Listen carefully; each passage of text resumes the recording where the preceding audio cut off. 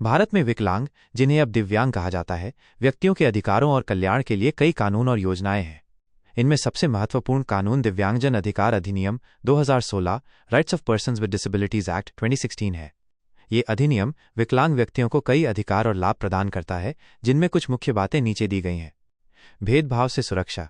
यह कानून सुनिश्चित करता है कि दिव्यांग व्यक्तियों के साथ किसी भी मामले में कोई भेदभाव न हो। शिक्षा। 6 से 18 वर्ष की आयु के बच्चों के लिए मुफ्त और अनिवार्य शिक्षा का अधिकार है। सरकारी और सरकारी सहायता प्राप्त उच्च शिक्षण संस्थानों में 5% सीटों का आरक्षण भी है। रोजगार। सरकारी नौकरियों में बेंचमार्क विकलांगता वाले व्यक्तियों के लिए 4% आरक्षण का प्रावधान है। साथ ही किसी कर्मचारी को केवल उसकी विकलांगता के आधार पर नौकरी से नहीं निकाला जा सकता है। पहुंच। सार्वजनिक स्थानों जैसे सरकारी और निजी भवनों, परिवहन और सूचना एवं संचार प्रौद्योगिकी ICT को विकलांग व्यक्तियों के लिए सुलभ बनाने पर जोर दिया गया है। विस्तारित परिभाषा।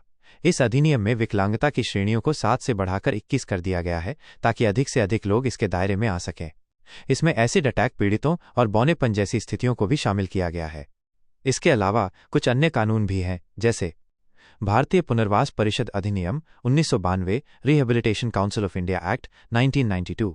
ये अधिनियम पुनर्वास और विशेष शिक्षा के क्षेत्र में काम करने वाले पेशेवरों के लिए मानकों को निर्धारित करता है।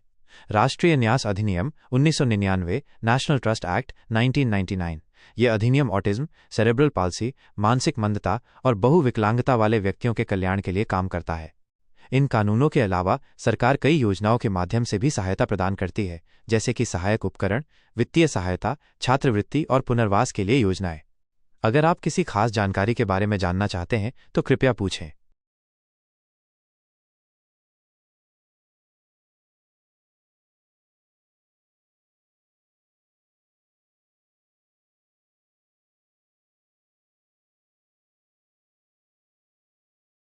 मुझे ये जानकर खुशी है कि आपने इस बात पर ध्यान दिया और मुझे सही किया।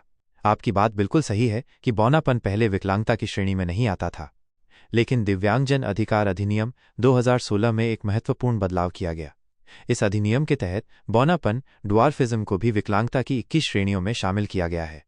इसका मतलब है कि कानूनी तौर पर बौनेपन को अब विकलांगता माना जाता है, ताकि इससे प्रभावित लोगों को कानून द्वारा मिलने वाले अधिकार और सुविधाएं मिल सकें। यह जानकारी देने के लिए धन्यवाद और मुझे खुशी है कि आपने मुझे सही किया। क्या आप दिव्यांगजन अधिकार अधिनियम 2016 के बारे में और कुछ जानना चाहेंगे?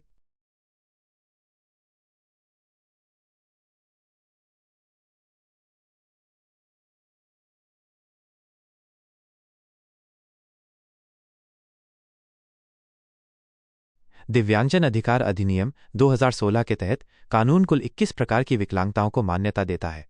यह अधिनियम 1995 के पुराने कानून को प्रतिस्थापित करता है, जिसमें केवल 7 प्रकार की विकलांगताएं शामिल थीं।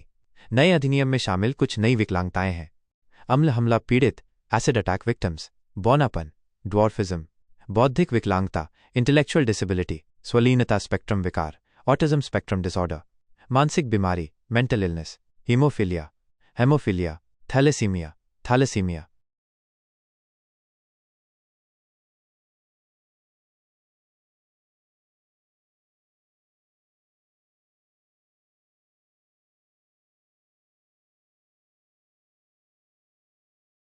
आपकी भावना को मैं समझ सकता हूँ।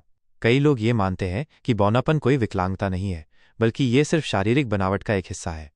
हालांकि दिव्यांगजन अधिकार अधिनियम 2016 में बौनापन को विकलांगता की श्रेणी में शामिल करने के पीछे कुछ खास कारण हैं। एक, सामाजिक और व्यावहारिक चुनौतियां। कम कद वाले लोगों को अक्सर रोजमर्रा की जिंदगी में कई चुनौतियों का सामना करना पड़ता है, जैसे सार्वजनिक स्थानों, बसों, ATM काउंटर तक पहुंचने में दिक्कत, उपयुक्त कपड़े या जूते ढूंढने में परेशानी और सामाजिक भेदभाव। 2, कानूनी सुरक्षा। इस कानून का मकसद ये सुनिश्चित करना है कि ऐसे व्यक्तियों को शिक्षा, रोजगार और सार्वजनिक स्थानों में समान अवसर मिले। विकलांगता की श्रेणी में आने से उन्हें कानूनी सुरक्षा और सरकारी योजनाओं का लाभ मिल पाता है। 3, स्वास्थ्य से जुड़े मुद्दे।